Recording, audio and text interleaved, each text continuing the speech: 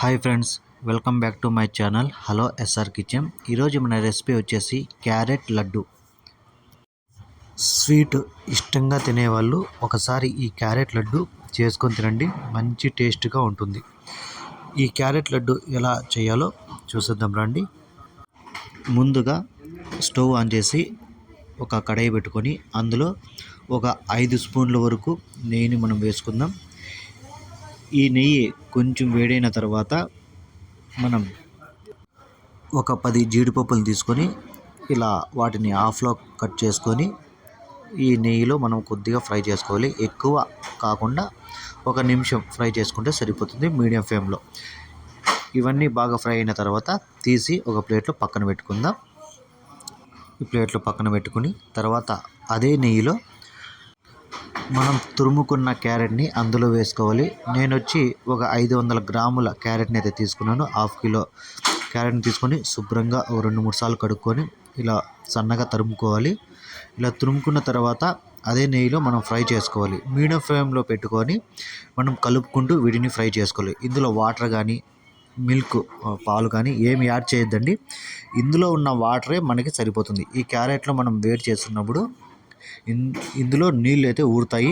ఆ నీళ్ళంతా ఇంకిపోయేంత వరకు మనం ఫ్రై చేసుకోవాలి మీడియం ఫ్లేమ్లో. ఒక 6-7 నిమిషాలు అయితే పడుతుంది, అయినా పర్లేదు, ఫ్రై చేసుకుందాం.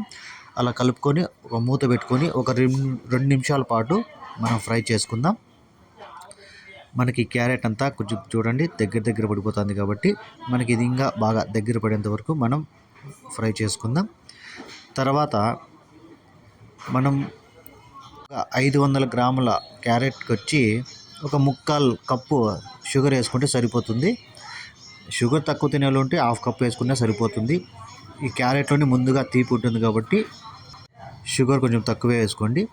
మనం ఇలా షుగర్ వేసినాక ఈ షుగర్ కరిగి ఇంకా నీళ్ళలాగా అవుతుంది. చూడండి మనకి బంకలాగా అవుతుంది. ఇదంతా బాగా ఇమిరిపోయేంత వరకు క్యారెట్లో ఉన్న నీరు, ఈ షుగర్లో ఉన్న నీరు మొత్తం ఇంకిపోయేంత వరకు మనం ఫ్రై చేసుకోవాలి. తర్వాత మీకు ఫుడ్ కలర్ కావాలనుకుంటే వేసుకోండి, లేకుంటే లేదు. నేనైతే ఫుడ్ కలర్ వేసాను, అంటే కలర్ కోసం అంతే. ఇది ఆప్షనల్, మీకు వద్దనుకుంటే స్కిప్ చేసేయండి. ఇలా వేసుకొని మొత్తం ఈ వాటర్ అంతా ఇంకిపోయేంత వరకు మనం ఒక 5-6 నిమిషాలు ఫ్రై చేసుకుందాం. 5-6 నిమిషాలు టైం అనే కాదు, మనకి వాటర్ అంతా బాగా ఇమిరిపోయేంత వరకు మనం ఫ్రై చేసుకుందాం. మనకైతే ఇది బాగా దగ్గర పడిపోయింది. తర్వాత ఒక ప్లేట్లో వేసుకొని కొద్దిగా చల్లారేంత వరకు పక్కన పెట్టుకుందాం. ఇది బాగా కొంచెం చల్లారాలి, వేడి మీద చేయకండి. గోరువెచ్చగా ఉన్నప్పుడే వీటిని మనం లడ్డూలు చేసుకోవాలి. చల్లగా అయిపోతే లడ్డూలు కావు. చేతులకి నెయ్యి పూసుకొని ఇలా మనకి ఎంత సైజు కావాలో అంత సైజు లడ్డూలు చేసుకోవాలి. పైన జీడిపప్పు వేసుకొని చూడండి ఈజీగా సాఫ్ట్గా చేసుకోవచ్చు. ఇంతే, మనకైతే ఈ లడ్డూలు అయితే రెసిపీ రెడీ అయిపోయింది. మీరు ఒకసారి ట్రై చేయండి, ఎలా వచ్చిందో కామెంట్ చేయండి.